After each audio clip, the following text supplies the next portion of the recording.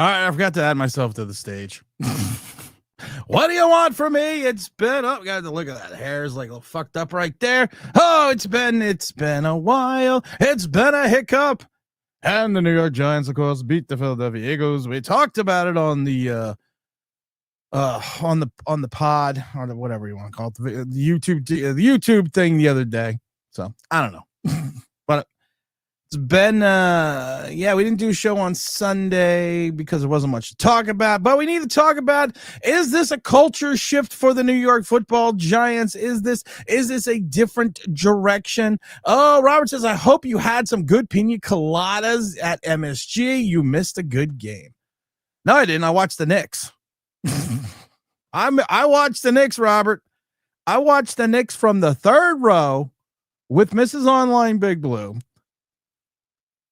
Had the wait service, got a tour of the back of, got a tour around MSG. Spent probably almost the entire evening on the Jumbotron, which was a hell of a lot of fun. So, I missed nothing. Came along and watched the game. So I didn't miss anything. I saw a Knicks win, so there was, so we had the celebrities there and all that fun stuff. But we want to talk about the Knicks. We want to talk about the culture shift. Is this a dynamic culture shift between Cam Scottaboo and Jaxson Dart? Is this a Tommy DeVito blip on the radar?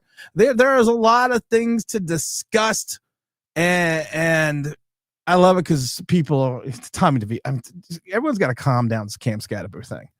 Because they're all making Chuck Norris jokes now. Even Bad Doug's like, people have to stop worrying about Cam getting a CT. And man, CT better about worrying about getting a Scottaboo. I love it that concussion protocol is just out the fucking window. I love that concussion protocol now for Giant fans. It doesn't exist. CTE doesn't exist. The ill effects and the issues you have with that are no longer a worrisome thing anywhere near MetLife, to the fact that Brian Daboll, the head coach, can go into the medical tent, which is 100% against the NFL rules, but it's cool. I keep thinking of Val from Tremors. We decided to leave this place one damn day too late, or too early. Yeah, the Giants are going to get fined. The Giants are going to get fined heavily by the NFL because Brian Daboll on the sidelines yelling at the team doctor to get a quarterback in to save his job is probably not what you want to see on national television. Him going into the medical tent trying to hurry the medical staff is not what you want to see on national television. It's not. Let's also talk about briefly, before we get into the culture, so let's talk about briefly everyone out there wanting to make a trade for a wide receiver. I've never seen a 2-4 team have such props that everyone, Giants are going out right now, we're going to make a trade for a wide receiver. We're going to go get Jerry Jeudy because Jerry Jeudy was coached by Brian Daboll over at Alabama. Oh, we're not going to mention right now with the moves that the Giants had made earlier from last week off the salary cap, that we have negative $488,000 in salary cap space, which is which is 32nd in the NFL. I'm going to say this again slowly for the you-know-who. Stupid Giant Twitter post. When you have negative $488,000 in cap space, yeah, you're not going to make a lot of trades. When you don't have enough cap space right now to make a move off the practice squad, we're going to go get Chris Oliveira or we're going to go get Jerry Jeudy. I'm going to say this one more time. You have negative $488,000 in cap space.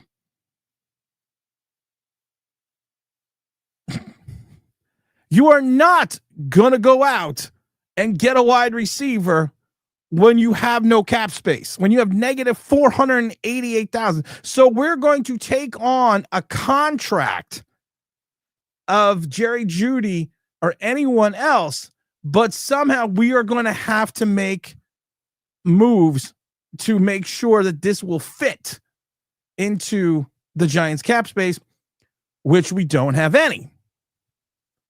Jerry Jeudy, right? Of course, right now is got a contract where he's got a potential on 2027, but he's got a 36. And I love it because everyone thinks, well, the Cleveland Browns are going to trade him. Yes, the Cleveland Browns are going to trade him because they'll have a $36 million dead cap number this year, $28 million dead cap number next year, and an $11 million dead cap number the following year. So right now, the cap hit with the remainder of the season was going to be about $7 million for Jerry Jeudy, and we have negative $488,000. But that's okay. Remember, there are no stupid questions, just stupid people. Let's go Knicks. But the CTE thing was an embarrassment. It was an embarrassment. It truly was. And I got a video coming out tomorrow that are the Giants winning games in spite of Brian Daboll? Because there's still some coaching decisions. There's still some things that are going on with this man that just make no fucking sense. It makes zero fucking sense. Zero fucking sense. Yes, Brownie, it is truly amazing that people cannot comprehend that aspect. You have negative $488,000 in cap space, but don't worry, we're going out to make a trade for a guy that has got a $7 million cap number. I don't get it. I don't get it. You know, I know I was gone for like 4 or 5 days, but can someone explain it to me? And like I said, it's not just moronic content creators, because you know those are just most of those people are just fucking idiots. It's also the beat writers. It's also the people on you know, the talking heads, the pundits are all saying the same thing. Yeah, we're going to go out and get the guy from New Orleans. We're going to go out and get the guy. We're going to go out and go get Jerry Jeudy because Jerry Jeudy was coached by Brian Daboll. Yeah, we're going to do all these things, even though we don't have the financial wherewithal to do any of them. But don't worry, I'm going to be the what they like to refer to as the negative one. IQs just dropped sharply while I was away. Let's talk about happy stuff. How about we talk about happy stuff? How about we talk about the Giants winner of the Eagles? You gotta love it. You gotta love it anytime you have a Giant win. You have to love it every time you take on a Giant. You take on someone within your division, and you get the big win. It's one of those things that you just look at it and you just smile. You have some glee because But honestly, I've said this before, and I've said this a million times. To me, the Philadelphia Eagles were going to take a big step back. And technically, if you look at their schedule, they are. Thank you, Big Don. Thank you, Big Don, for the big old gifts to the online Big Blue membership. Big Don always dropping those in, and Big Don always not only a friend to the channel, but a personal friend. So you know what, we give it a big shout out. We give a shout out to Big Don. But I've said this before: 9 wins takes this division. I say it over and over again. 9 wins takes this division. And I mentioned that I think Philadelphia was going to take a huge step back. I thought Washington was probably going to be about the same, if not a little worse. And I kept telling people, look out for the Dallas Cowboys. Why they may not be able to play defense. The offense is somewhat more than respectable. So everyone, especially at the beginning of the season, when I kept saying you go 3-3 in your first 6, Giant wise, you have an opportunity to make the playoffs, because then you only have to go, like we've said before, then you only have to go 1 game over 500 in your last 11. So the Giants, did not go 3-3 in the first 6. They went 2-4. The Philadelphia Eagles, like I said, have now dropped 2 in a row, which is such a big drop for them. But like I said, the Eagles potentially could have been 0-5. If you take a look at the games and what they played, they literally could be 0-5. They literally could have 0-5. Honeypot, what do you got? What do you got? What do you got to pick your? What do you got to pick your? Honeypot, I'll give you here, Honeypot. I'm going to give you 2 minutes. I'll put the link in the chat real quick. I'll give you 2 minutes early because I got a lot to say. I'll give you 2 minutes early. Here you go. There you go, Honeypot. I think I don't see 10 wins. I don't see 10 wins because I'm gonna keep talking about this and I'm gonna keep showing this. That's just the number we're gonna keep up right now. The Giants are an injury away. The Giants are a significant injury away, and to basically, or they are a bad contract renegotiation away for being in trouble next year. Next year, they only have like $88,000 or $90,000 right now in the dead cap space, which is great, which is what you want, what you want to keep. And this is what the problem with Joe Schoen is. He's always pushing the cap space out, but you want to keep the cap space early. You know, you want to keep it early in the contract and avoid the dead cap number later, but we never seem to do that. We always just seem like we're always pushing money back out. Need more subs to be thumbs up. Let's go. What's up, Slider? I don't care, Slider. I don't care. I don't care. You know what? I'm just glad when people show up. So if you want to show up, if you don't want to like, if you don't want to do all that stuff, hey, you know what? They're making a Wacky Racer movie. I know this is totally out of thing, but I used to love the Wacky Racers. But they're making a Wacky Racer movie. So that's interesting. That's interesting. I don't know. Why does it want me to confirm my pass key? We got the New York Knicks channel going up in the next couple days. So I think the first new pod is going to go up on. I got to drop Trenton. I got to drop in the new dad. What's up, new dad? What's up? How you doing? Where's the little one? She's in the other room nursing right now. Where is OBB Junior at Junior at? We'll call her Junior. She's nursing in the other room right now. So she's nursing that. But I had to come on and take my licks. That game hurt. I'm not even gonna let you take your licks because I'm gonna be a nice guy because Eagle fans aren't that bright. But you're a Met fan, so it kind of balances out. Remember when I said 9 wins takes the division? Oh, Jesus. Remember when I was told repeatedly by Mr. Wright that, no, 9 wins isn't taking this division. It's going to be like 12. I think it's closer to 10. I'll split the difference there.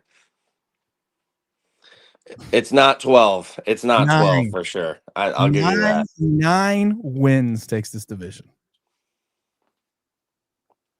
I don't see even with the Eagles struggling as they are, I don't see how we go 9-8 or worse. Listen, we already beat some teams on the schedule that in hindsight, if we rematched, I don't think we'd beat the Rams today or Tampa today. If you look at the Giants, if you look at the Eagles games and look at some of the ways these games came out, the Eagles could technically be 0-5 if you look at all the way they won these games. Yeah, that's true. We also could be undefeated if you look at some of the officiating in the Broncos game. You can't beat. I won't even say we could have beat the Giants. You'll still have a loss to the Giants. Yeah, so we'd be 5-1, but so you also could be 0-6. That's true. So 9 wins. The one loss that I think we deserved most of all was probably that Rams loss. I don't think you replay that game 20 times. You probably don't block field goals back to back. No. So I say, right now, 3-3 is probably a realistic record for us. If you were 3-3, that would probably mean you'll get 6 wins the rest of the season, and you'll have 9 wins, and that'll take the division. You're good. I will wait to the end of the year. And I want Mia Copa. Okay. I want Tim. Not only are you dashingly handsome and your hair is perfect, but I would like to say that being an Eagle fan, I wish that I could be a Giant fan because, I just want to be part of a winning organization. Oh, okay. Yes. I'll say that all on camera too. I want that all on camera. But you did. But I'm sorry, I'm gonna have to tell you this. You did get your asses kicked. Oh yeah, that was rough. I was watching with my friend Jaron about halfway through after that Cordell Flott pick, which is the only time I've ever heard Cordell Flott's name mentioned in a national broadcast in a positive light. And he got that pick. I turned to my buddy Jaron. I was like, I'm not a sore loser, so I'm not going to kick you out of the house or turn off the game, but I'm probably not going to talk for the rest of the night. So you feel free to sit there. The score up to that point, if you truly watched the game, it was one of those games that the Eagles seemed to be fighting themselves. There was some play, and I don't understand, and I'm glad you guys didn't, but you rip off 12 yards, 13 yards from Saquon Barkley the first two plays of the game, first two offensive drives, and then you're kind of like, oh, we don't want to run that guy anymore. He's tired. He needs to rest. And then you try to force the ball into A.J. Brown and to Devontae Smith. We were playing with something to prove, which you never want to get into that trap. Playing into national media narratives, you're not supposed to do that. You're supposed to just do what it takes to win the game. And I felt confident on the first drive when I saw Saquon rip off that 15-yarder, and then I think that 13 or 12-yarder or whatever it was. I was like, all right, so let's run up the middle, Right. Then we strayed away from that so quickly early on. Like we didn't really give it a chance to develop. And like most teams do against the Giants, they run up the middle. You guys, I listen. Is your? I'm going to try to be nice about this. Is your offensive coordinator like mentally challenged or something? Does he wear a helmet other times? Because I don't know. I think he's a. I don't understand his play calling. I think he's a crane eater like Scabato. I think they were sharing a box of Crayolas before the game. I do not understand it. Listen, he's Sirianni's like buddy or something. He came over with Sirianni from the Colts when we hired Sirianni to be the head coach, and he's kind of been in the back corner of every room as the offensive consultant / passing game assistant. You know how that works. And we just slotted him in after we won a Super Bowl because Kellen Moore left. Which Kellen Moore is going to regret that decision because he's never winning anything with the Saints. No, until the Saints get a quarterback, he's never win anything. But this guy is literally, I don't understand. And I'm glad for the rest of the NFC East. I don't understand his play calling. I don't understand the first couple weeks you overuse Saquon Barkley to the point to your own detriment that you were running this guy 28 times for 54 yards. And then now all of a sudden 2-3 weeks ago, you're just like, I don't know who 26 is. Might as well just get him back to the Giants. And the thing is, that would actually be funny. I honestly I'd be fine with that trade just for the meme potential behind it. But if you guys want AJ Brown, you can have him. What the fuck is going on? No, we can't. I'm gonna say this again. I'm gonna say this over and over again to all Giant fans that want to trade for a wide receiver. Okay, that's your cap space. That's a nice graphic there. That is your cap space right now. So if you want to take on a $7 million contract for Jerry Jeudy, you're either going to have to renegotiate someone's contract again, push out more dead cap numbers to other seasons again, and try to squeeze a wide receiver. But we would be eating a ton of dead cap if we traded him this year anyway. I don't really know. I don't think the way Howie structures your contracts is early on, you take all the dead cap numbers because he assumes you're not trading. Well, you know this. He assumes you're not trading them within the first 3 years. So it's like Jalen Hurts' cap number is like $497 billion over the next 3 years. But then after that, he's like, $50. Yeah, and I don't know realistically who or what we would trade him for. We have a ton of draft picks next year, so we don't really need anything in terms of pick compensation. And then in terms of players, I don't think there's anything specifically wrong with the roster other than cornerback too. And you saw when Quinion Mitchell got injured against you guys, it was open season after that. You got to pick on Adoree Jackson and Keely Ringo all day. Okay, listen. So, we've lived through the Adoree Jackson. I know you had Adoree Jackson. We've got his ghost. We lived through the Adoree Jackson non-tackling. But that was embarrassing on the goal line. The goal line, how I mean, how? First of all, you do a weak ass shoulder tackle on the 2-yard line, like, and Dory Jackson's like 140 pounds soaking wet. It's like, at least fake it, or pretend you blew out your hammy. I tried explaining to my dad that Cam, it's not like Cam is Derrick Henry. It's our guys just didn't want to tackle. They were moving out of the way to give him extra yards after contact. Yeah, I was actually very pleasantly surprised with the Eagle defense. That Vic Fangio, I couldn't believe it was an effort from a Vic Fangio defense that they were this pathetic. Yeah, I mean, honestly, the Eagles were a bunch of pussies. Yeah, no, that's fair. I'm objective when it comes to them. Like, I'm not going to sit there and defend a pathetic effort like what they had. It looked like they didn't even want to play. Well, listen, and you know me, I'm fair on both sides of the coin. There was the Giant. You like the Giant performance, but, and there's always a but, and it's usually a big but. That's what she said. But you have to look at the fact that the Eagles at times gave things away to the Giants that the Eagles would not have done last year. They allowed completions. They allowed they allowed big runs. They had the holes in the secondaries. Like I said, the offense has, since Kellen Moore left, has no fluidity, has no flow to it. But so just as much as the Giants won the game, at times like I said, AJ Brown was open. It was a bad throw by Jalen Hurts. The other big turning point in the game that I noticed was that go route that Smitty got opened on, the corner route. He had about 10 yards of separation. It was going to be a 70-yard touchdown if Jalen hits him on that. Last year, Jalen hits him on those. Jalen did hit him on those last year. Hit AJ. Our passing per game last year in terms of volume wasn't that impressive, but efficiency was very good. And Jalen had pretty good yards per completion, and AJ and Devontae still had good yards per catch.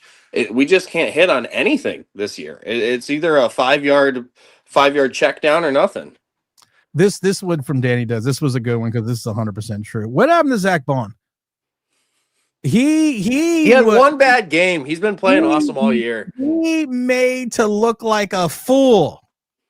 I have never seen a guy who, outside of Holland, our safety, who's gone from such a pinnacle, and then in 1 week just dropped off the planet. It's like, okay, he seemed, and it wasn't even just that play. He just kind of seemed disinterested in the entire Giant. You guys are playing a division rivals. Did you think that maybe the Eagles thought it was going to be the normal 35-17 blowout at MetLife, that they just kind of were going to walk through it and they weren't going to have to play?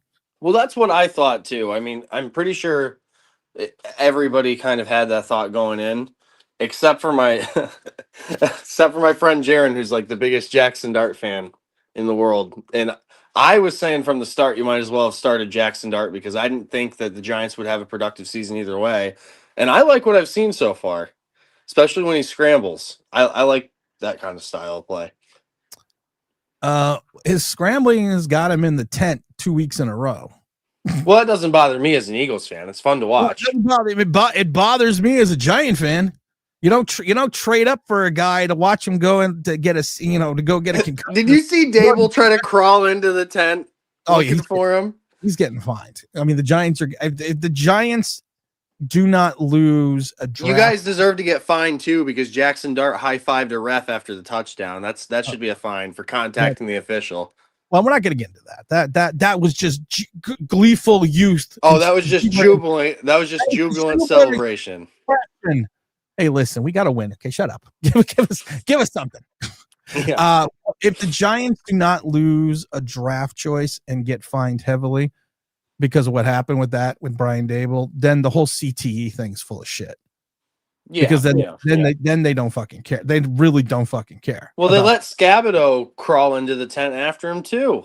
Yeah, he's like the pit bull, the pit boxer mix of the team. I'm gonna say this, and I've said this before, because of playing in college and being in pro locker rooms, not only in the NFL, but in the Arena Football League. The Scatterboo thing is cute now and it's fun now, but it's going to wear thin quickly.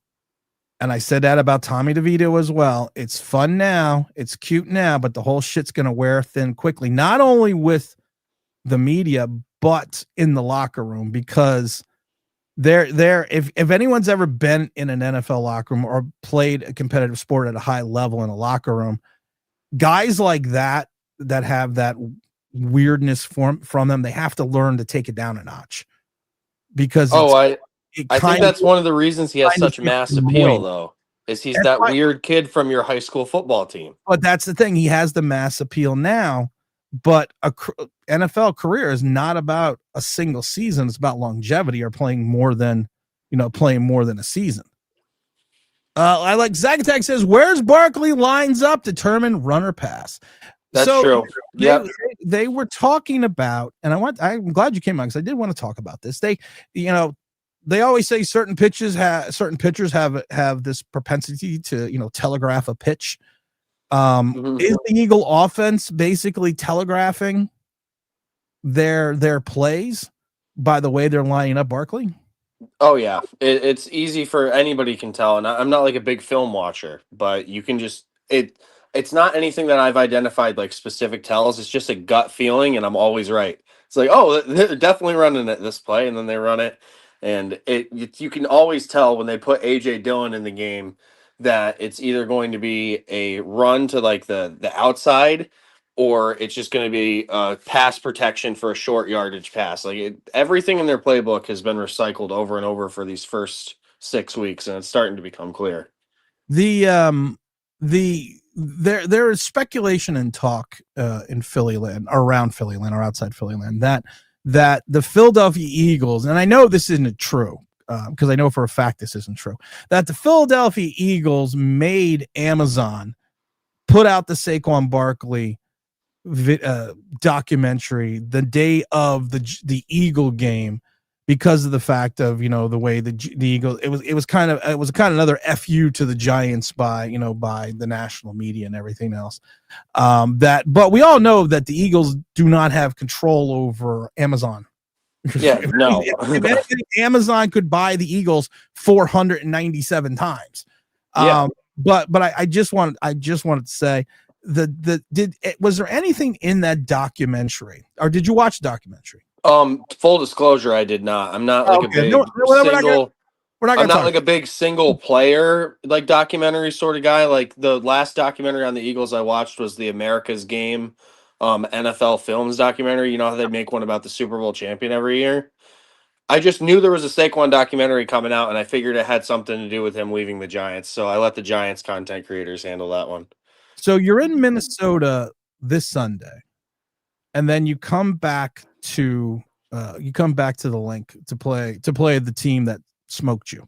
Yes, resoundingly beat you. The New York Football Giants. Yep. New York, beat you like a redheaded stepchild. I noticed that on the broadcast that the announcers were calling you guys the New York Football Giants. I turned to my buddy. I was like, see, they're calling you by your full name now. You're winning games. We're winning games. So, that's called respect. Exactly. That's called respect. And I was getting to this, and Jay Ferris, you broke me. Jay Ferris, you broke me to it. Or you rapidly went to it.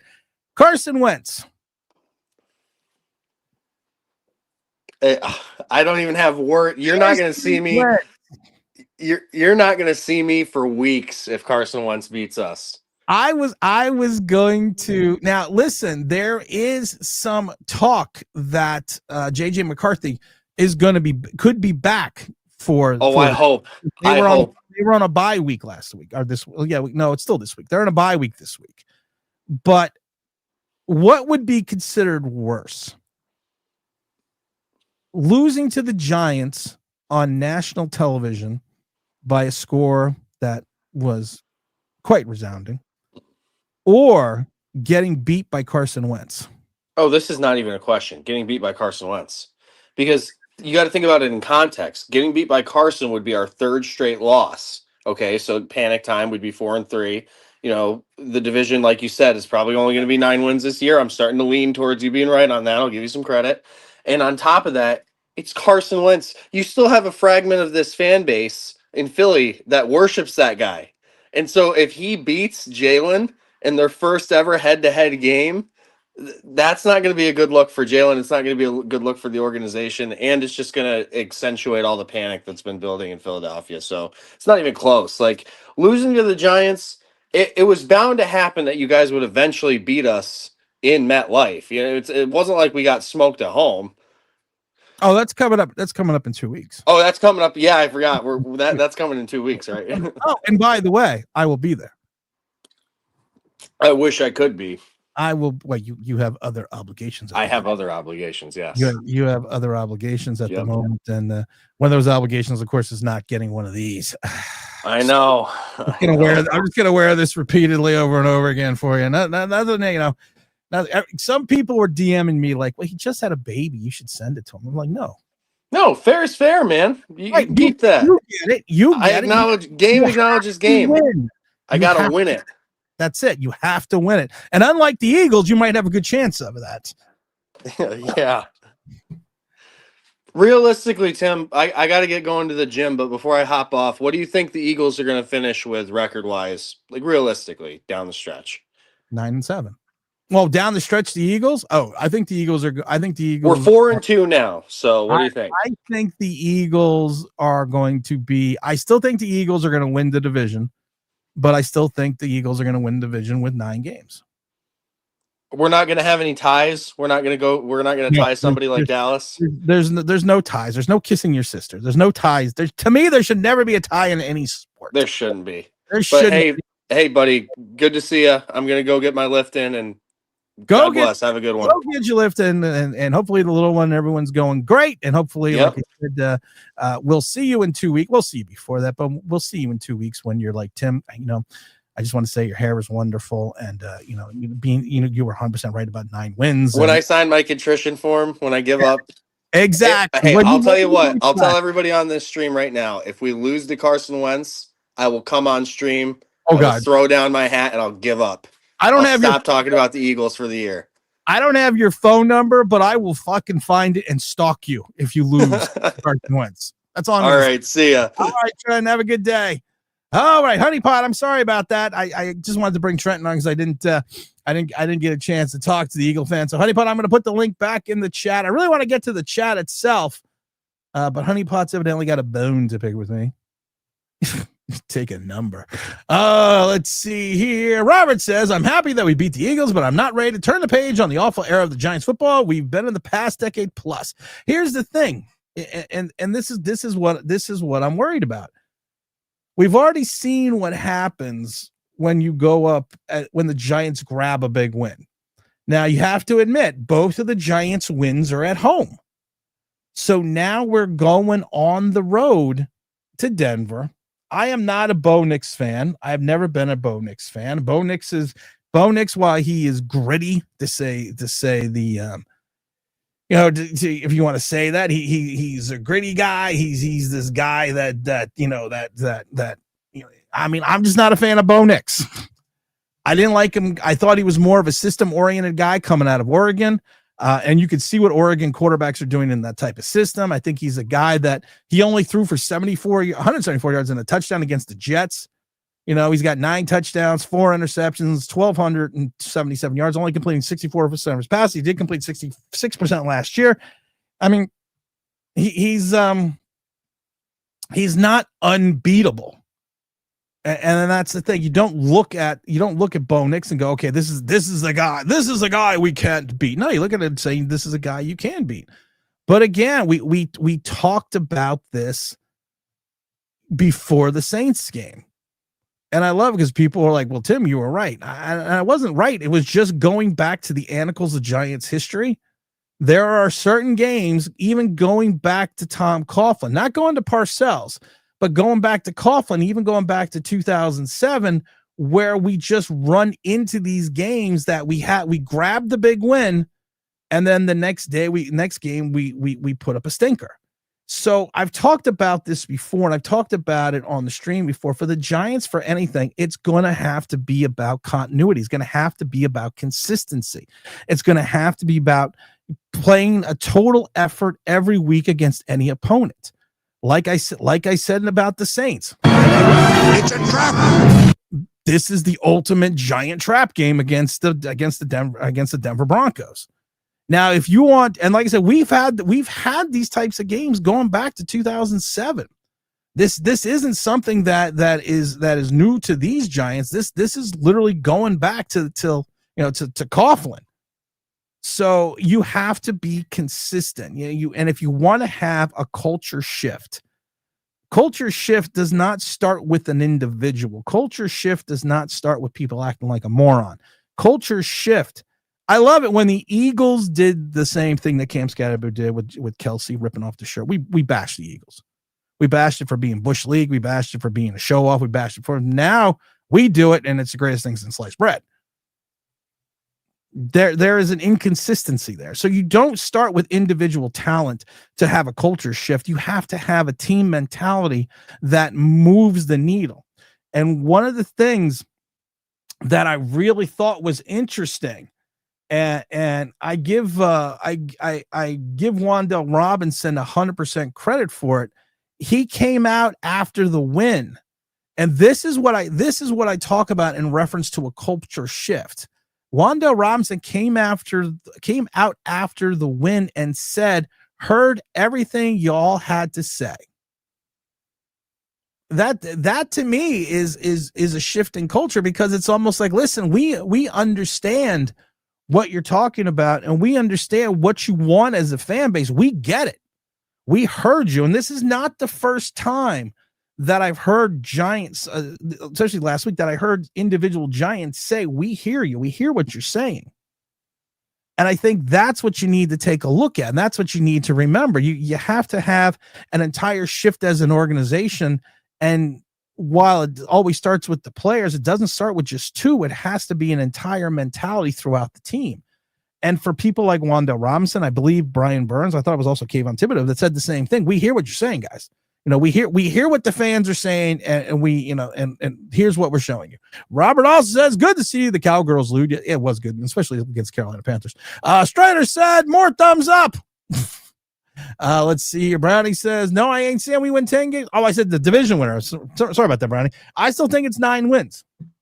I still think it's a 9-win division. I kept saying this over and over. And if the Giants could somehow eke out 3-3, you got to go 6-5 in your last 11. So the Giants eked out 2-4. So you can know now you have to go 8-3. I mean, I'm not 8-3. Now you still have to get, I'm sure you have to go 7-4 in your last 11 games. You got to go 7. Now the Giants have to go 7-4, which is a little bit more difficult to do than only be one game over 500. So, but you never know. But like I said, the NFL, you never know what the hell's going to go. I think we got a shot at 7-8. I agree with that. I still think we're a 5-1 team. Gonna be honest. Slider, the NFL will get rid of the tush push. The NFL should get rid of the tush push. Where is Chauncey Golston? Chauncey Golston is actually hanging out with Abdul Carter. Because no one knows. Can we get a milk carton going here for Abdul Carter? Because nobody knows where Abdul Carter is, and I love it because Abdul Carter had a rarity on against the Eagles on that Thursday night. He had one of those rare games. He played 70-something% of the snaps and went 0-4. No tackles, no interceptions, no quarterback hits, no pressures, nothing. He literally went 0-4.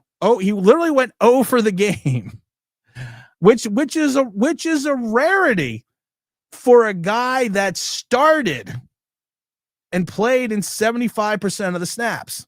I'm sorry, he played in 70% of the snaps. 40 defensive snaps.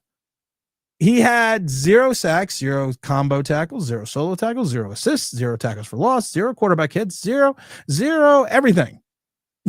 And he played in 40% of the snaps. Are we allowed to be worried yet? Are we after 6 games? Are we allowed that this guy's got a half a sack and 7 solo tackles? Are we allowed? Are we allowed to be worried now? You went 0-4. Your team blew out the Eagles 34-17, and you put up a donut. How does that happen? How does that happen with a 3rd overall pick? I don't know. Let's see here. What else we got? Hirsch for real. So what a glorious day. That was a glorious day on Thursday. Let's see. Jay Ferris was fun being able to watch the 10 a.m. games. Yeah, you know what? I do like the early games. I have to admit that. Jay Ferris says, can we check in from Trenton on all the former Giants on the Eagles today? Why? They all suck. Let's see here. Douglas says, hey, Tim, I can't believe the Giants have somewhat fun this year. Too bad. Hey, listen, I'm happy the Giants are winning. Like I said, I'm a Giant fan. I've been a Giant fan since '76. It's always nice when you get a win. It's always nice when you come out against a divisional rival and get yourself a divisional win, because we didn't have any division wins last year. But my question is going to be, we have to, and this, and I always go back to my favorite line in Crash Davis. Where, Nuke comes out and strikes out the side, and Crash is like, your fastball's high, your curveball's hanging, and the show they would have ripped you, and Nuke says, can't you just let me enjoy the moment? And Crash looks back and goes, the moment's over. And that's the thing about the feel goodness of Philadelphia. The moment's done. You need to start focusing on Denver. You need to start focusing on Philadelphia. Those are the things that you need to focus on. You can't keep going back to what we did, what we did a week ago. Because, we've said it before. Great moments are born from great opportunity. And that's the thing. You have to give yourself, thank you. You have to give yourself great opportunity. And like I said, I found it, like Crash said. It was great, huh? Fastball's up, your curveball's hanging. The show they would have ripped you. Can't you even let me enjoy the moment? The moment's over. And that's the mentality that the New York Giants have to have. Douglas said it won't last long. I still think you can win in Denver. Don't the Giants have like 1.5 million in cap space? Not happening. No. If you would like to know how much cap space the Giants currently have after they made the changes to the practice squad, there you go. So with our negative $488,000, don't forget, this number is effective this week. It will change next week because of the fact that this is the moves from the practice squad. We're going to go out and get grab the guy from the Saints, and we're also going to get Jerry Jeudy.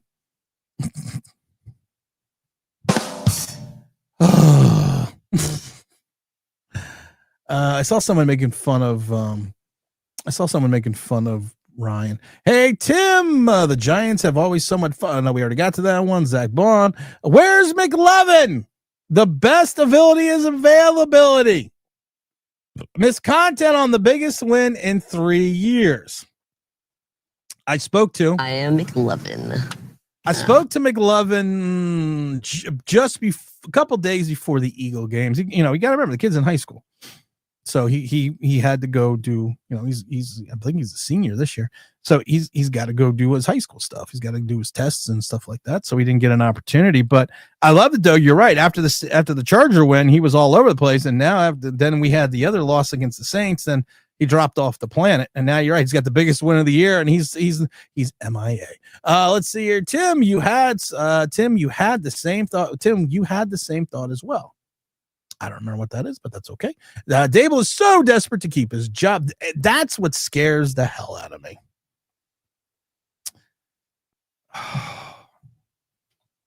There's 2 things in this world that scare the hell out of me. Banana tree spiders.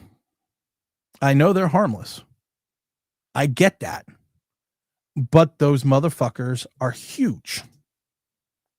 And I've told the story that one day I was moving into a new place, and then I saw this big ass thing hiding in the pantry, and I almost went out and got one of my guns and shot it because this thing was like 14 feet.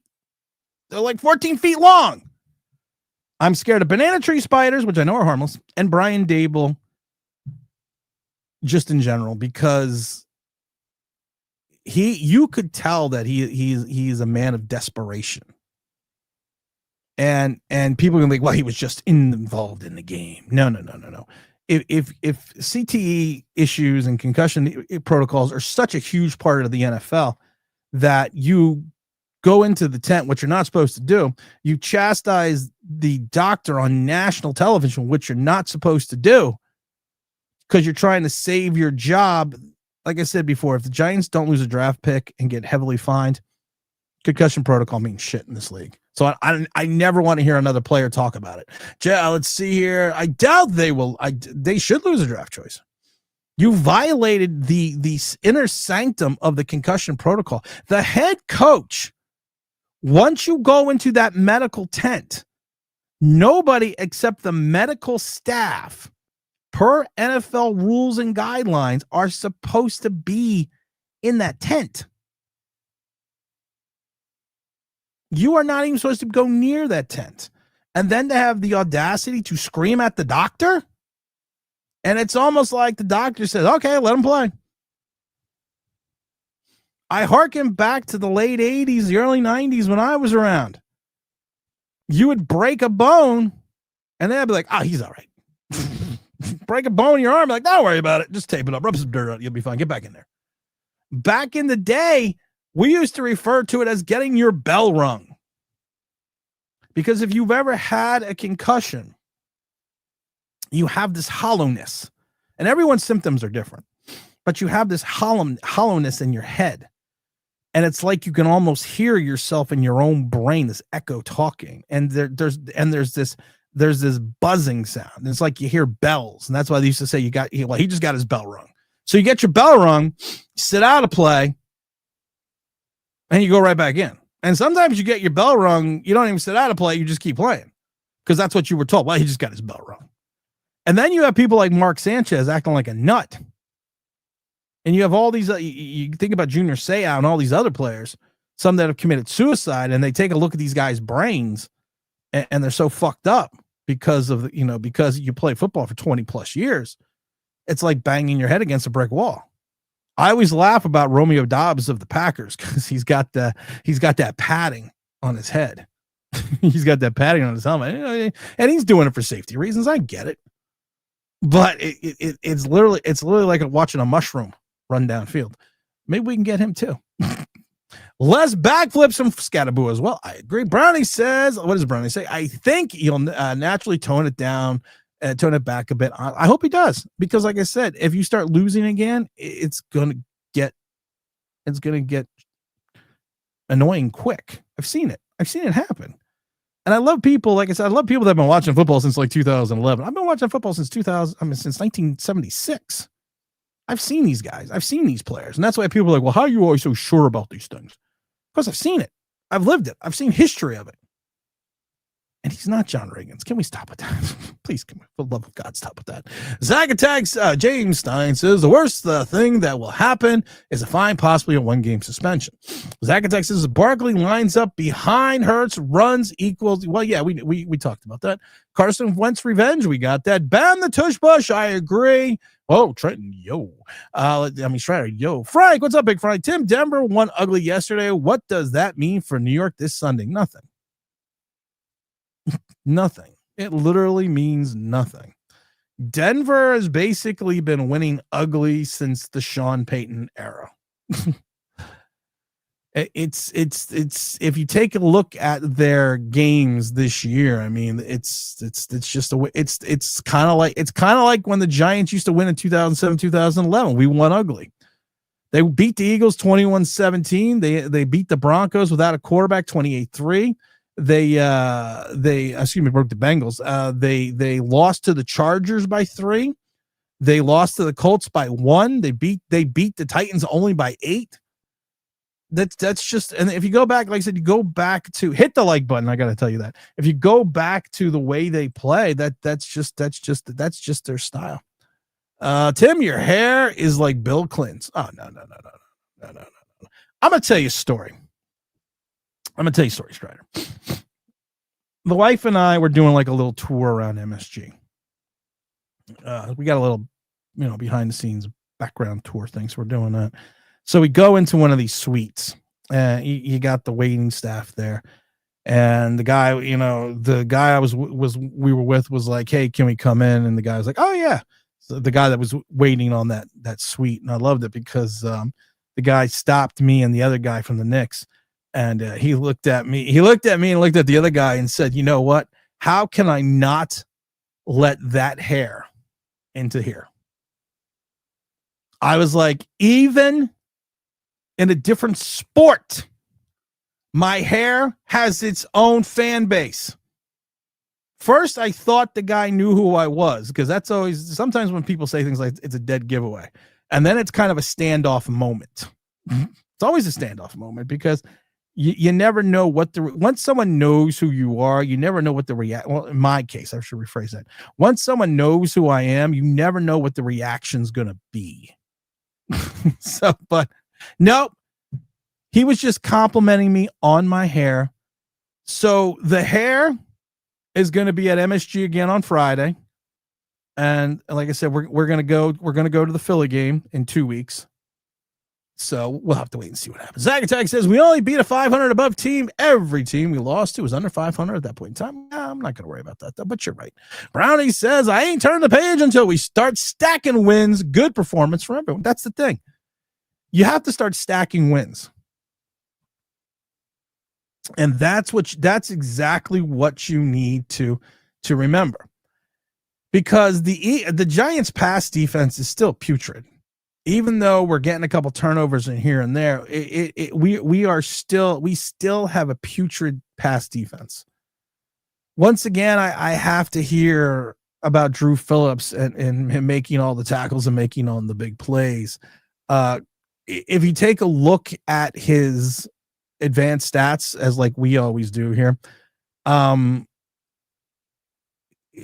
I love it because he was only targeted twice by Jalen Hurts, and Jalen Hurts was 2 for 2, averaging 16.5 yards of completion.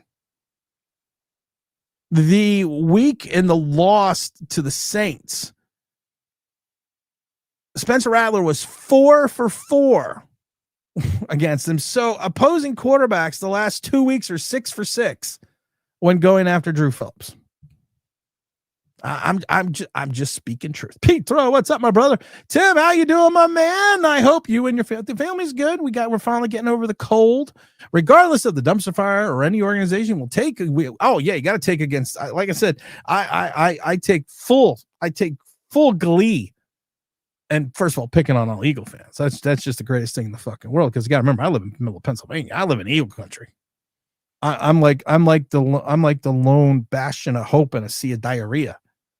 I'm literally a peanut floating on a river of shit, which I like to refer to as Eagle country. Tim, the GOAT, the man, not even close. Thank you, Jack. I appreciate that. Solidarity Cam says we should talk crap about them since they hear what we're saying. Oh, I love talking about them. I love talking about crap. I love talking. Like I said, they hear us. James says we need to stack some wins. That's the thing. It's not about just earning respect. It's about you have to stack wins. That's it. You have to. If you want to have a culture shift, we look at the thumbnail. It's not just about the two guys on the thumbnail. You have to build a culture shift. And right now, and I'm not trying to be mean. I'm not trying to say Jaxson Dart's not the guy, but we're doing shit with mirrors. Look at the wide receiving core. Look at the tight end core. I mean, you're literally doing stuff with mirrors. And that's the thing. It's almost like I kept telling people, like with the Tommy DeVito thing, I kept telling people it's a smoke screen. I'm not saying Jaxson Dart's a smoke screen, but you have to build on the wins. If you want to prove that you belong, if you want to prove you're an improving franchise, if you want to prove that you have talent, you win in Denver. you win in Philadelphia. Because in my mind, both the Denver game right now, the way Denver plays, they are beatable. And just 2 weeks prior, in 3 weeks, when you go to Philadelphia, you had already beat the defending world champions. I love the stats, though. I love the stats. The New York Giants were the first team with a rookie quarterback to beat a defending Super Bowl champ on a Thursday. I always loved the movie Mr. Baseball with Tom Selleck, and Tom Selleck is he is a former World Series MVP who's down. His career is on the wrong side, and they trade him to a team in Japan. And he's like, "How could you trade me to a team in Japan? I led this team in fourth inning leadoff base hits in the month of September on Tuesdays." There's a stat for everything. Carter's working on his shoulder dip. Would I take Travis Hunter over Abdul Carter right now? Travis Hunter had some big drops yesterday. I watched the Jacksonville game. I love the like I said, I love the I love the YouTube now Sunday Ticket, because I can put 4 games up on one television, and then I can have another 4 games up on another television. So I watch. So now I can basically watch every single game with never even having to change the channel. Travis Hunter, he took 58 offensive snaps, had 7 targets, 4 receptions for 15 yards, and he had 2 tackles with no pass defenses on defense. So no, I wouldn't take either one of them. If you want to know who I would take, there's a guy who is ripping it up in Indianapolis, and that's Ty Warren. I would love to this team would have had Ty Warren. I would have loved it. I mean, let's Tyler Warren. Let's just be Tyler Warren. Let's just be honest. The guy is a fucking machine. 29 receptions, 370 yards, and 2 touchdowns, averaging 12.8 yards a reception. And now, and I love this, now they got the motherfucker playing fullback. Oh, what a crazy idea. Go get a game-changing tight end that can open up the middle of the field for an average wide receiving core for the Colts. What could happen if you have the ability to throw one-on-one downfield on the sidelines? I call it life. Brownie says, "Don't you love everyone? Abdul Carter is the reason Burns are getting the pressure. Hilarious and unwilling to admit he's poor. He's been poor." And I love it now because you're right, Brownie. He put up a 0.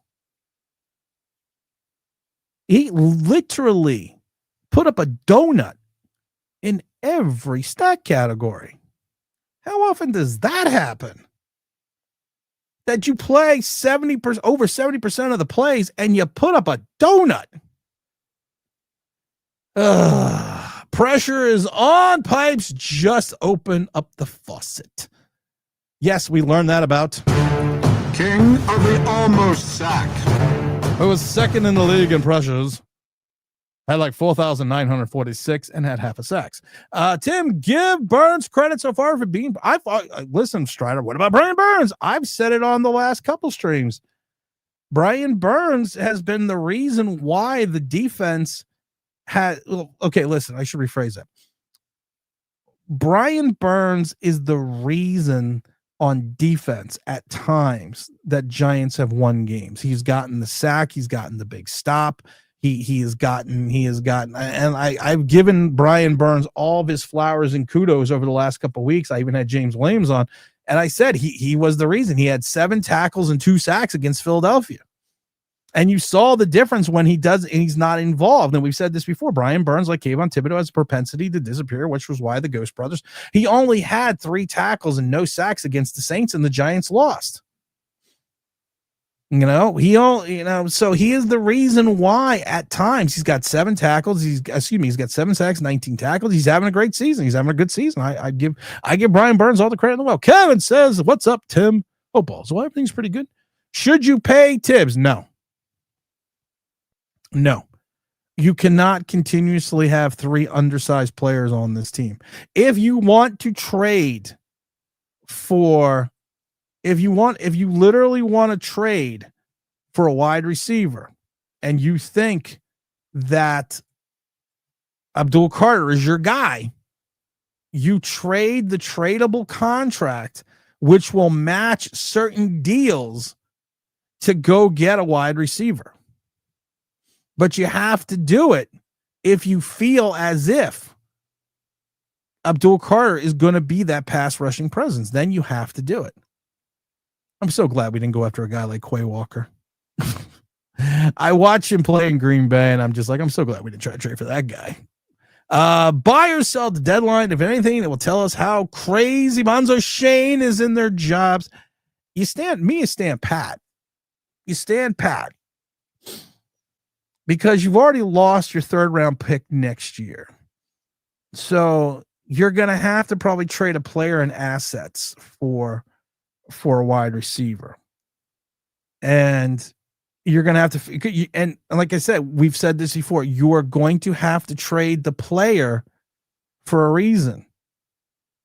Okay. We have the 32nd most amount of cap space. This is the number right now. Now that number will change once the league week shifts, because right now that is for this week. So no, yes and no. Peter says, Tim, hey, honest question, because I'm not sure how it works in football, because if it's different in soccer, if we trade for someone and they're guaranteed money, we have to pay, or did they already get paid? It depends on the contract. Guaranteed money can also be, it depends. Are you talking about guaranteed salary or guaranteed bonus? Because usually the guaranteed bonus is paid up front. If you're talking about guaranteed salary, yes, we have to take on the salary. If you're talking, it really kind of depends on which way you're talking about. Robert says we have 3 weeks before the trade deadline. Let's see where we are then before we'd say yes. You're right, 100%. Zach Tech says a head coach is supposed to protect. That's the thing.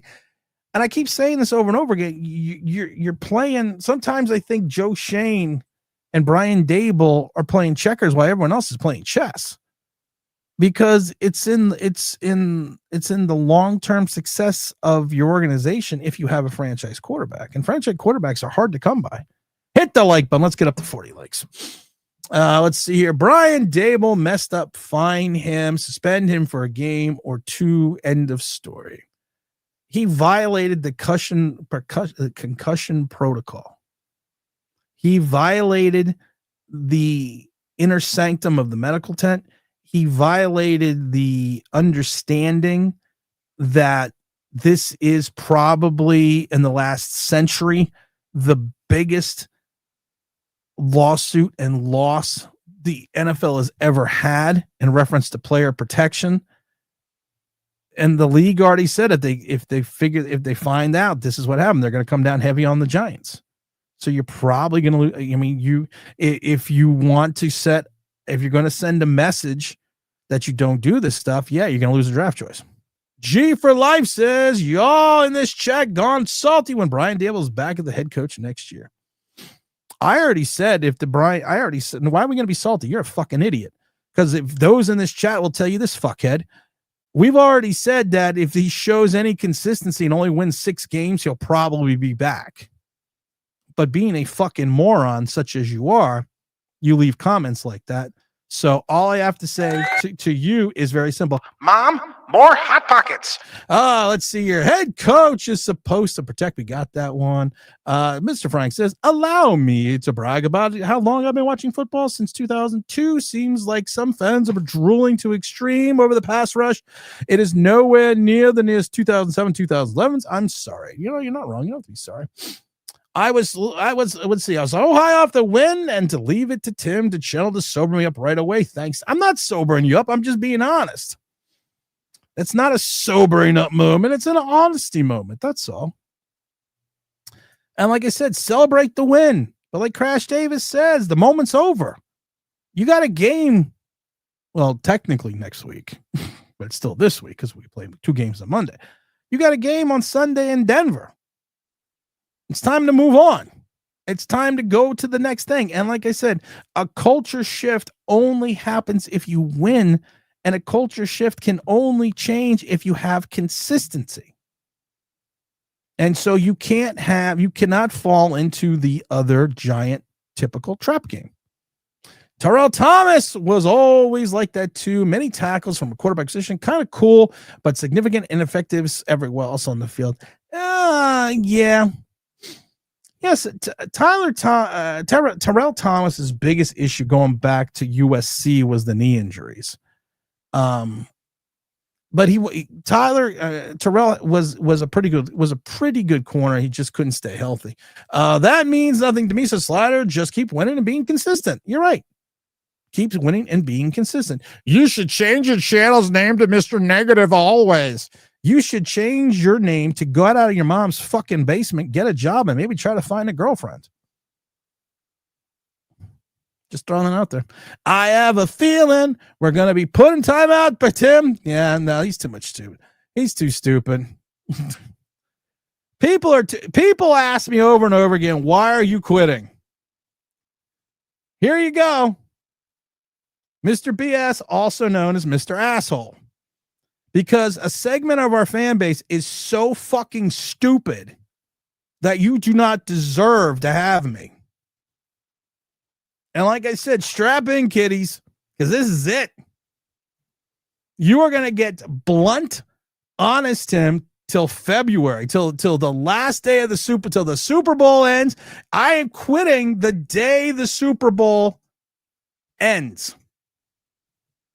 That's it. When that final gun is fired in 2026 in February, on February 8th, everything goes dark. And I am so happy about it because it's time.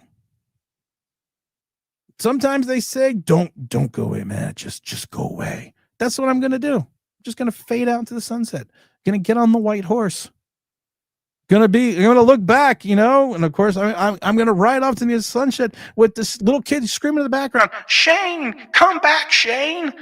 Some people think Shane died at the end of that movie. Some people think he didn't die at the end of the movie. But that's what I'm going to do because people are stupid. We have a reason why we're voted one of the most unintelligent fan bases every year, and this is one of the reasons. So it's time. It's time to walk away. It's time to go a different direction. It's time to Knicks Unleashed.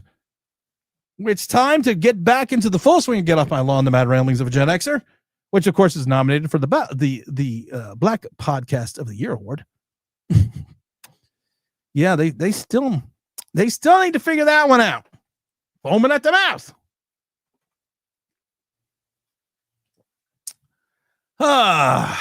His channel is what balances us. You're right. Greg, what's up, Big Greg? What's up, Big T? What's up, Kevin? Tim, I remember when you said you wouldn't be shocked if Joel Carter was only a 3-sack guy. Right now, at this pace, he's a half. If you extrapolate, he's a sack and a half guy.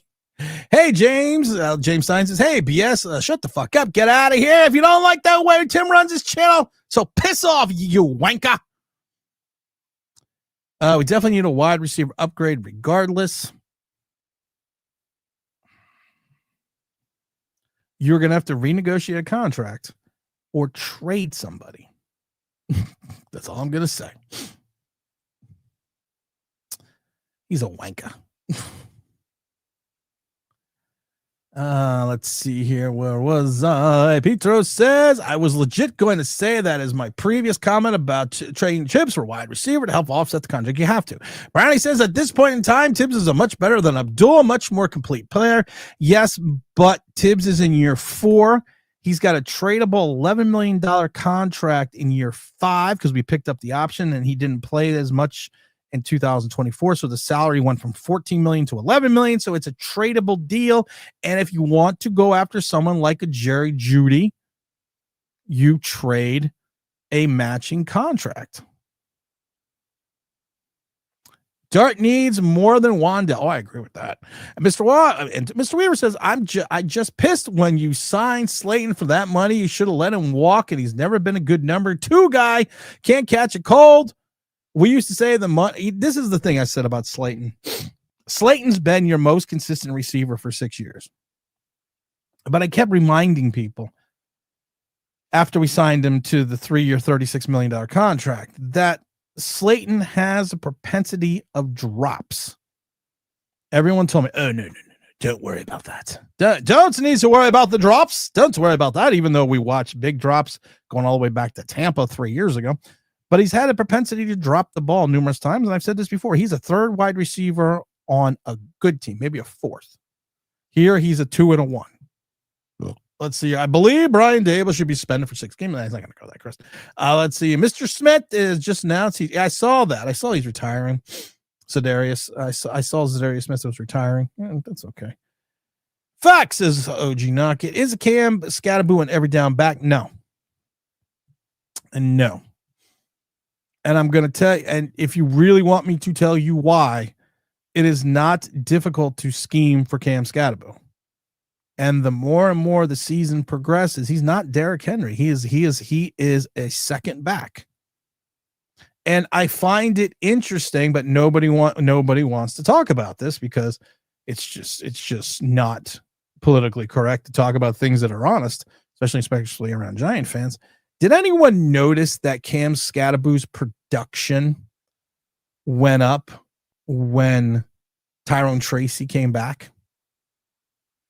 And yes, Tyrone Tracy only had 4 carries, but Tyrone Tracy is a guy that has that ability to move the pile. That he has that ability to hit that home run.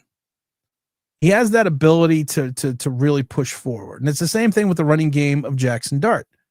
Cam Scatterboo is running 82 carries for 338 yards, 4 yards a carry. But it's with the other intent of the other receivers, all the other running backs. His longest carry is only 24 yards. He is Wayne Gallman with less speed. He needs a complementary back, and teams are going to figure out quite easily. Just stack the box and go for the legs. Because he's not Derrick Henry. He's going to be a good downhill complementary back runner to someone with the likes of Tyrone Tracy. We saw it with Earth, Wind, and Fire. Nah, don't worry about it, Greg. There's too many idiots in this world. I can't even tell you what I said the other day because my wife said it was bad, so I can't say it. Jay Ferris says, oh yeah, next man up, Aziz Ojulari. Wyatt just having a good time. Jay Ferris says, there are idiots out there on the forum saying resign Shamble after 1 win. Yeah, I know. Oh, no, Wyatt, I'm always going to speak my mind. Hell, I'm always going to speak my mind. But no, the channel is literally going dark. February 8th, soon as that gun ends on the Super Bowl, we're calling it a day. Speaking, and thank you, Jay Ferris, for that, because I always get in trouble. This channel, of course, is brought to you by the mighty FanDuel. FanDuel says the odds on Tim's retirement is up to plus 1,200. He just loves the attention. I hate the attention, actually. Actually, you want me to be 100% honest? I don't like the attention, but we're gonna. But FanDuel, of course, it's always the mightyfanduel.com, where it is the #1 sports book in America. They had the Giants 7.5-point home dogs. That was a good bet. New customers on FanDuel, when you bet when you bet $5, you get 30. I can't talk today. I can't talk today about the mighty FanDuel. But FanDuel, FanDuel is the best place to go for all your sports betting needs. But like I said, they had the Giants, and so did Vegas, at 7.5-point dogs, and we saw what happened there. Go on FanDuel for the NFL. New customers bet $5, you get $300 in bonus bets if you win. So you got to go out there and join their sports book. They got casino games, they got fantasy, they got racing, they got research, they got fantasy, they got FanDuel TV. FanDuel's literally got everything. And if we go back and take a look, where are the Giants right now versus Denver? Where are the Giants versus Denver? Let's see here. Where do you go? Let's see what disrespect the Giants right now are under in reference. I'm going to say I would say if I was FanDuel, I would say Giants 2.5-point dogs. That's what I would say. I'm still, let's see here. Oh, all right. So there's 7-point dogs. So FanDuel's have the Giants at 7-point underdogs. Well, that's showing me that the odds makers are not loving the Giants right now, but they're 7.5 underdogs at home. Excuse me, on the road to Denver. Oh, that's interesting. I thought that spread would be lower. I was thinking 2.5, but right now they're 7-point road dogs, the Giants.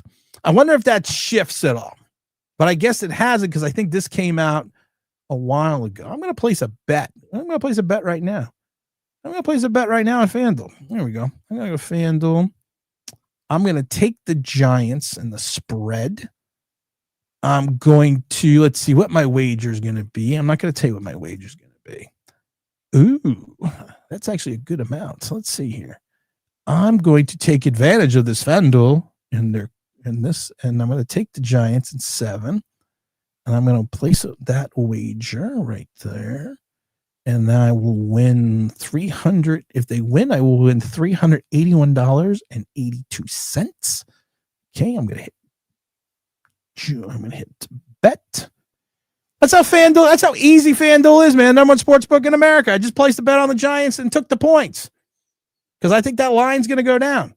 OGR, what's up? Beaner says, Tim, can you fix the Giants salary cap mess if you were offered the job? I'll probably make it fucking worse.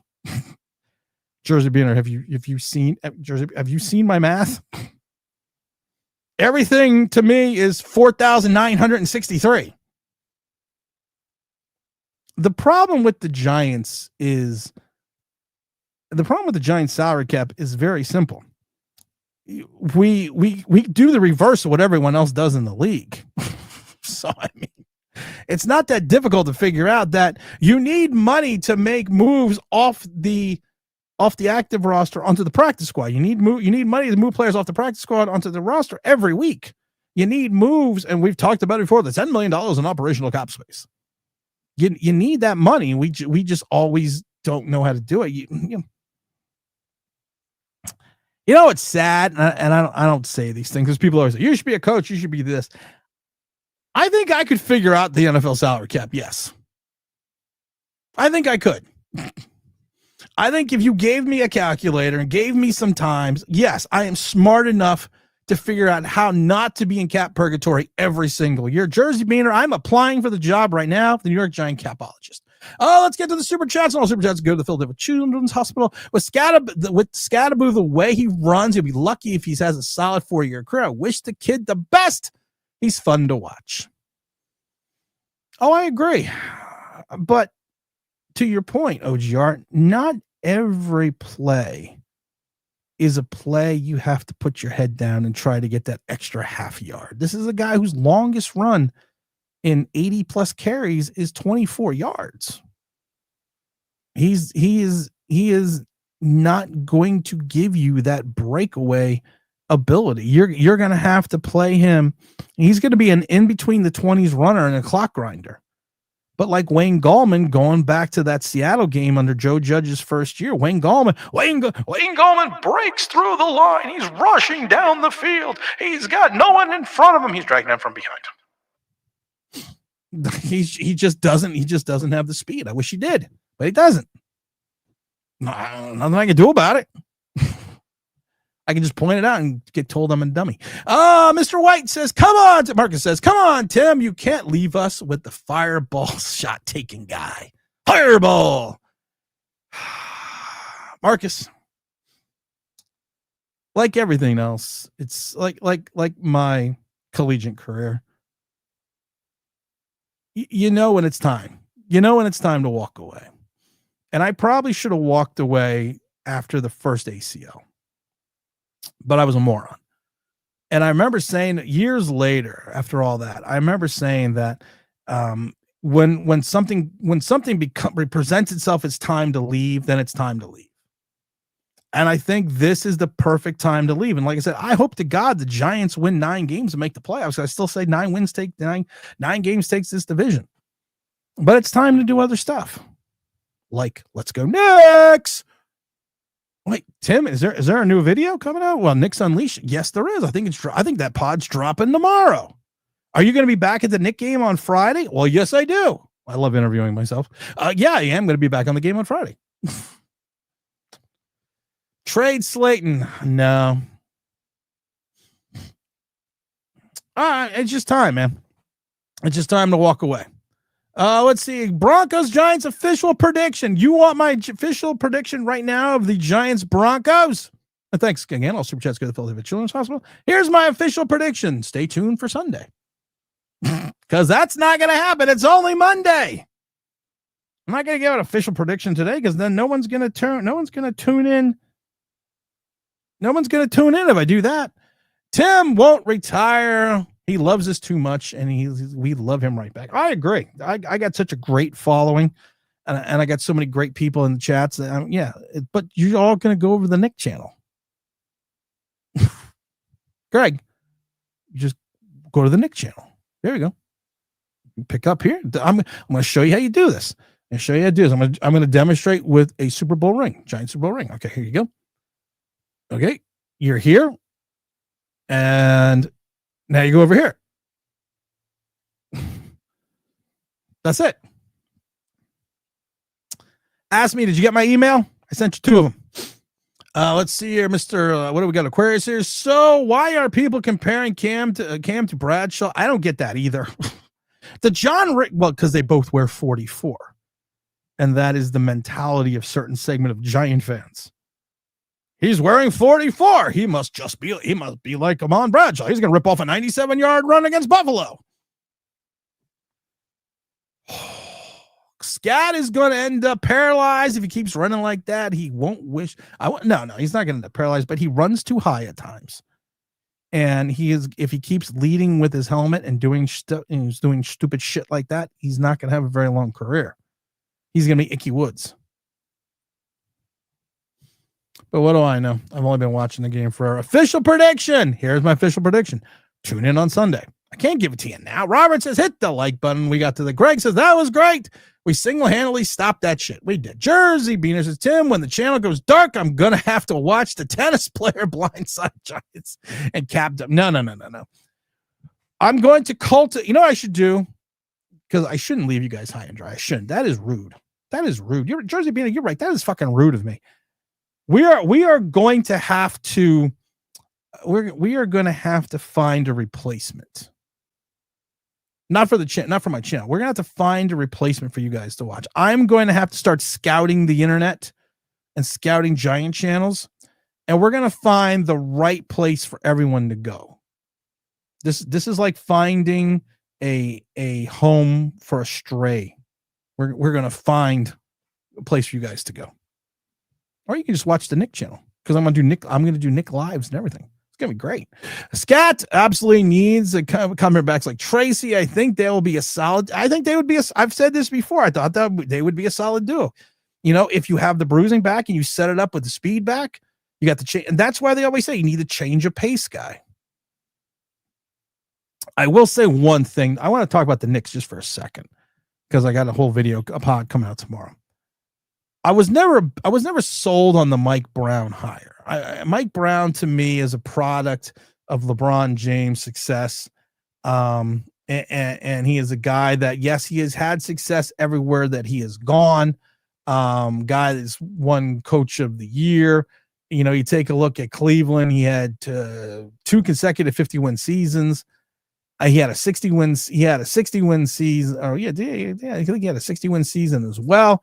You know, he went over to the Lakers, had minor success in that first year at 41-25. Then he kind of fell off that last year in Cleveland after he got pushed out in LA, and he was 33-49 that last year in Cleveland. And then he had a big gap. And then you take a look at what he did with the Sacramento team. He was 48-34, 46-36. And then he got shit canned after going 13-18. I was thinking about looking at him in regards to the way he plays, though. And I take a look at the roster that the Knicks have right now, and the bench that they have, and the fact that Tom Thibodeau evidently needed glasses because he could never see past the sixth guy on the bench for the Knicks. And watching the game against Minnesota, it's an entirely different offensive mindset. It was what I'm referring to as a hustle and flow mindset, that there is no extended ISO for both Brunson and Cat. This is a movement offense, making the extra pass, being able to, and you have the players being able to get down the court, taking the quick shot. But when you have to, you have this motion offense that kind of, when it worked against Minnesota, even against Minnesota starters, it was beautiful to watch because you have the players to run it and you have the bench to run it. So I'm going to give, I think if the Knicks can take anything as a run this year, it would be this year for a championship, because you got that euphoric attitude with the new head coach. You have all these new guys, and you have an offensive style that after 5 years of Tom Thibodeau and this half court, isolated play defense system for 5 years, which gets kind of boring after a period of time, you finally have a guy out there that is going to tell you, listen, move the ball. And I love that he even said it during his press conference after the game. He's like, I don't want people just standing there.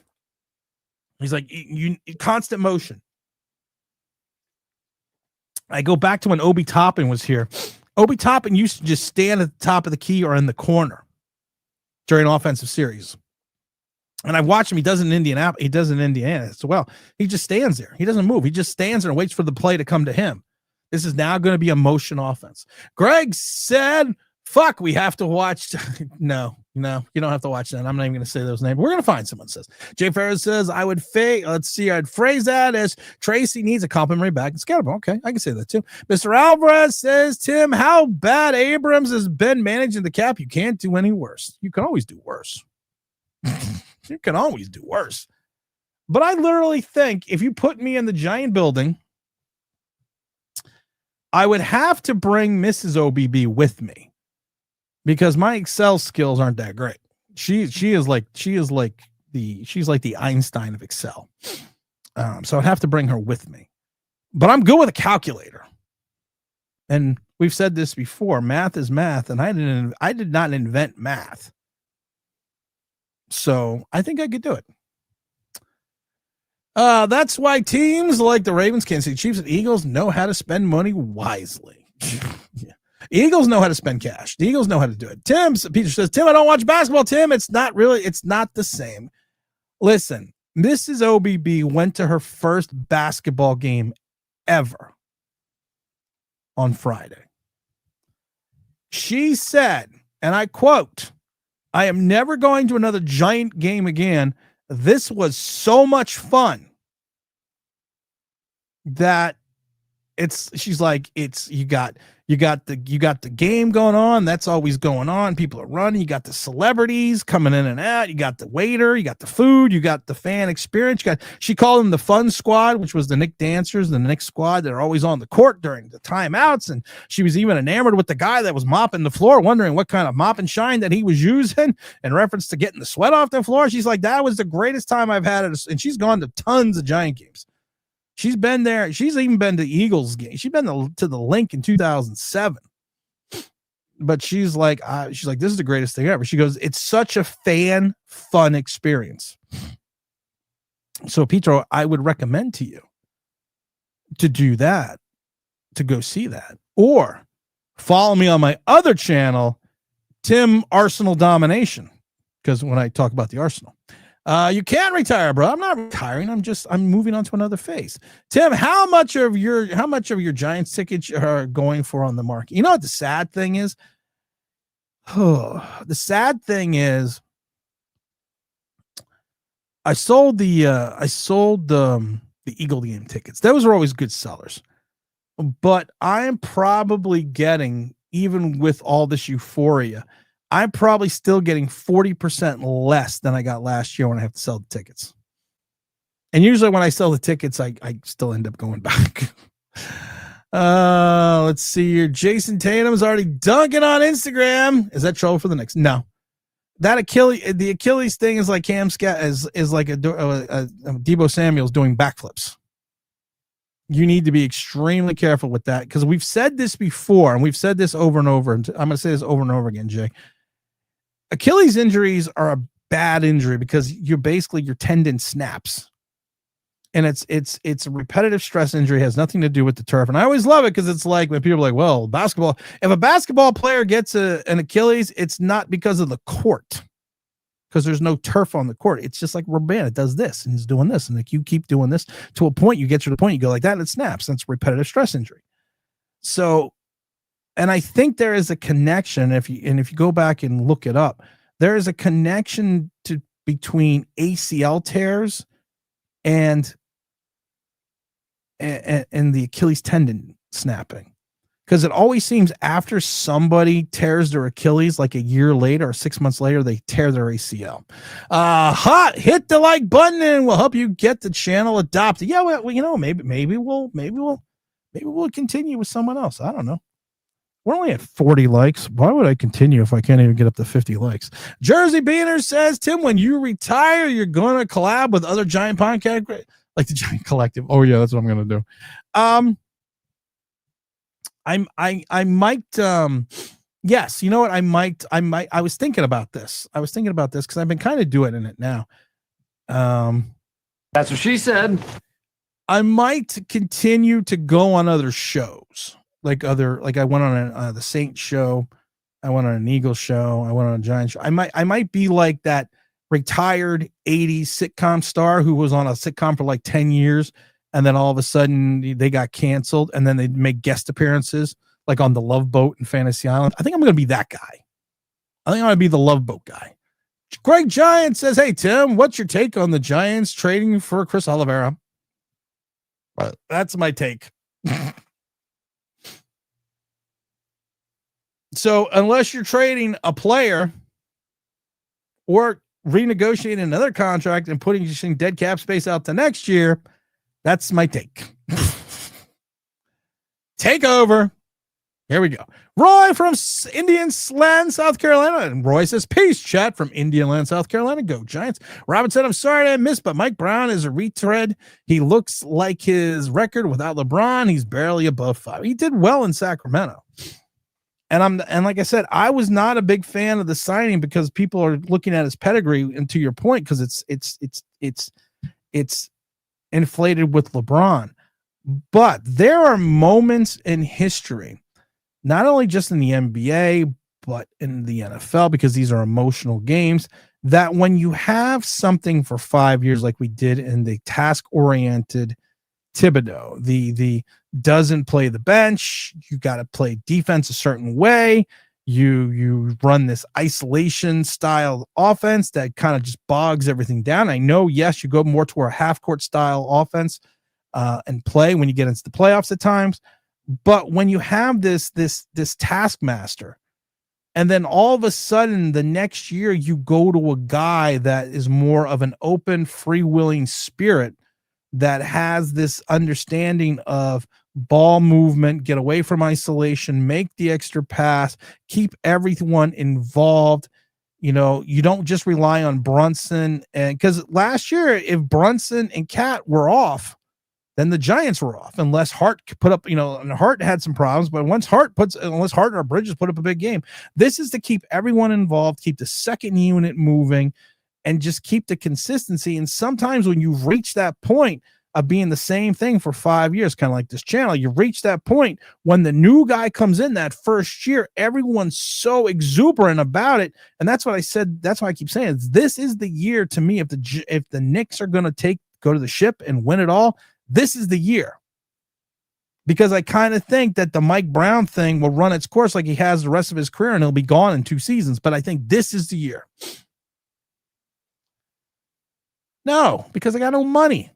When my great-grandfather was living with us for a while, I tried to get him to watch football. He didn't last one game. Too many stoppages. Absolutely hated it. That's what I said, man. It's like I said, Mrs. OBB was like, this is great. Yeah, and then she was like, and then when they call a timeout, it's 2 minutes. And then you got the people on the court. You got the cannon shooting up the thing. We were on the Jumbotron at least 12 times. And we all know why we were on the... I'm going to say it. Why were we on the Jumbotron? I'm not going to lie. I'm just saying there was a reason why we were on the Jumbotron so much. Not going to say it, but I'm going to say it. And she was even like, this is great because you don't stop. The game doesn't stop. The game just keeps going. So, and I understand that because especially for a casual fan, yeah, you know, you don't want to, you don't want to just, you know, it's like to stop and go. And I still love football. Trust me, I still love football. I watch football. You know, I can't even tell you how much I watch football, but I watch every football. But you got to kind of go from there. Let's see what else we got here. We're gonna be wrapping up in a few minutes here because I want to go have some pizza. Tim, this is a great question because I don't know why. Tim, please, why do we have even Neal on the roster if the Giants is negative, salary cap is negative? Because of the fact that you can't get rid of him. You can keep him on the roster, yeah, but you're still going to incur, you're going to incur a penalty to get rid of him because he's in the third year of his contract? So you're gonna run into some dead cap numbers, and that's the problem. And like I said, the Giants are not going to look bad by getting rid of Evan Neal, and you're only going to you'll bring in a little under $4 million, but you're going to incur. You want to cry? Yeah, I'm gonna make you cry. You're going to incur a dead cap number, of $14 million. I mean, we're not even going to get into it right now. Cause like I said, he's got a $7 million dead. He's got a $7 million cap number. You're going to hit a $7 million dead cap number. He's going to be gone next year. You didn't pick up the 5th-year option. You're not going to sit there and waste unless somebody stupid wants him. Mike Brown was a go on with the King. He was a good one with the Kings. Let's see. Jersey Beaner says, Tim, before you retire, raffle a Giants home ticket for the channel. The Giants' last home game. I was thinking about this. I'm not going to raffle off something for the Giant last home game. The Giant last home game is against the Dallas Cowboys on January 4th. We've done this numerous times. To close out the channel on that game, we are going to dive back in to what we do. I don't know if we're gonna do a suite like like James and I do. I don't know if we're gonna do a suite. I don't know but I think we're either gonna do that or we're gonna go sitting out on the field itself. I think we're gonna end up doing that as well, where we do a little meet and greet and we all go out in the field, and we've done it. There's a Dahmer, there's everyone else. We've done it many times before. I think what we're gonna do that last game is we're going to do a final hurrah and give away 3 tickets for people to come sit with me in the Coaches Club. And we will watch the last game. We will watch the last Giant game together. NHL is where it is. Best playoffs. I don't understand hockey. Be perfectly honest. Our first division win since January 2024. You're right. James Stein says, why do we have Neal on the team if we don't play him? Because we're stupid. And we don't want to look foolish. A Blackbird says, Giants got to stop Bark, since when he did, the Giants get the run defense. Giants didn't really stop Bark. We've talked about this with Trenton. And like I said, I'm glad. I think that the Eagles offensive coordinator is just putrid. I'm happy about that. Because you go from a run heavy centric team for like 4 weeks, and for 3 weeks, you just say, I'm going to throw the ball 30 times a game. See what happens. And the fact that, like I said, they ripped off like a 15-yard play and a 12-yard play, 2 consecutive plays. And then the Eagles are like, we're not doing that anymore. We're not running Barkley up the middle anymore because he's only averaging 14.4 yards a carry. No. We're going to throw now, and we're only going to give Barkley 10 carries for the rest of the game. I lost my parlay because the Giants lost. Oh, I'm sorry, brother. Jersey Beaner says also Shannon Rose live for the channel would be fun again too. Shannon Rose in Clifton, New Jersey. We're actually in negotiation right now, Jersey Beaner, about doing a Shannon Rose event. Not a Shannon Rose event, but we're in negotiation with another bar to do another live stream, another away game. So we'll have some news about that. Robert with the big super chat to the Children Hobson. All the Bay. Thank you so much for unlocking a new fear for me. Now I'll have a weapon with me and say a proper every time I get a pot of a frying pan out of my cabinet. Robert, have you ever, I mean, did just literally, and I know they're not, and thank you for the super chat, because all super chats good for Children's Hospital. I know they're not dangerous. I know banana tree spiders are not dangerous. I get it. But have you ever seen one in person? They are literally like 4.5 feet tall. And this was, and at that point in time, I had lived most of my life up north. So I had never seen, the first time I was in Miami, I had never seen a banana tree spider. I didn't know what they were. So I opened the pantry, talked about this before. I opened the pantry and I look up because it's a big pantry. And I look up and I see this thing. Robert, and it's staring back at me. It's staring right at me. And this thing is like 12 feet long. So being a New Yorker, I run and get a gun. Because I'm like, I'm not dealing with the monster in the closet. And then I called maintenance and had them get it. 7 sacks and 6. I've said it before. We give him all. And thank you again for super chat, Mr. Robert. I appreciate that. And so the Philadelphia Children's Hospital. Yeah, we gave Mr. McKnight. We have you ever on my mind anytime? We gave him all the props in the world. Hurts overthrew Smith. He overthrew Smith and he underthrew AJ Brown. It's a different game, but who cares? Because we won. I wonder how many people you call negative. I wonder how many people who call you negative, attack you, are under 35. I understand football. BP, I've said this before. The people that go after me, and this is why I can always guess people's ages. People that always go after me are the ones that started watching the Giants when they were 13 and they won a Super Bowl 14 years ago. And now they're 27. And all they know is 2 winning seasons, Daniel Jones and Eli Manning. And their fanitude, that's all they know. So I never fault them for that, but I do fault people for not going back and learning NFL history. That's what I do fault them for. You go back and learn NFL history and then come back and talk to me. Not you, but I'm just saying the younger fan base. 43 legs, that's disgusting. That's just gross.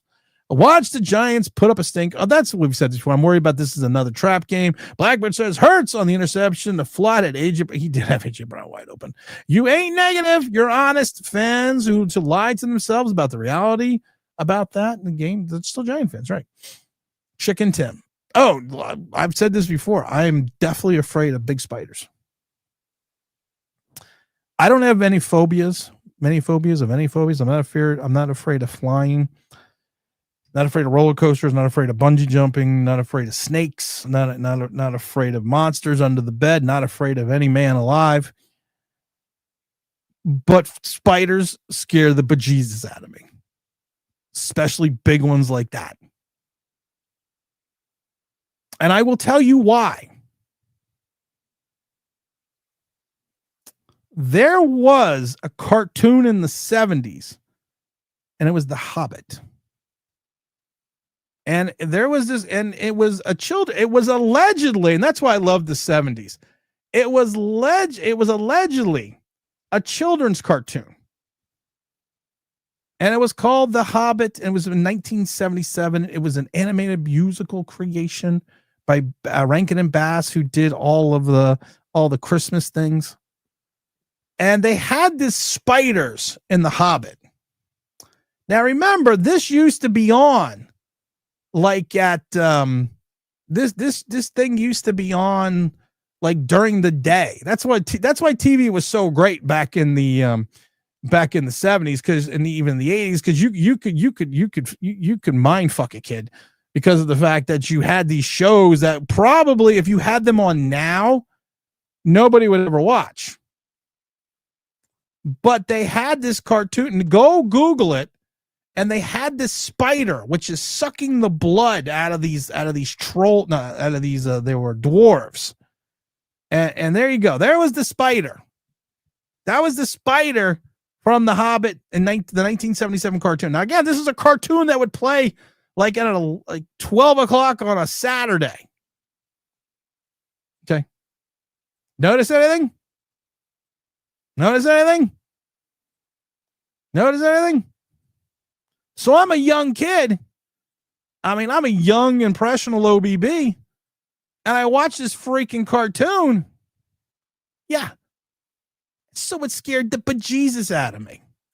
Jersey Peter said, Tim, would you be great? You'd be great on WFAN radio station after Giant games. Oh, yeah, I'd be great at that. I'd be great at that. I should be on with Carl Banks, because Carl will give his astute observation about the Giants and all the things that they did well and all the things that they might be able to work on, and then there would be me. It wouldn't just be the yin to the yang. It would be fire. Yeah, no. Yeah, I'm going to work on that.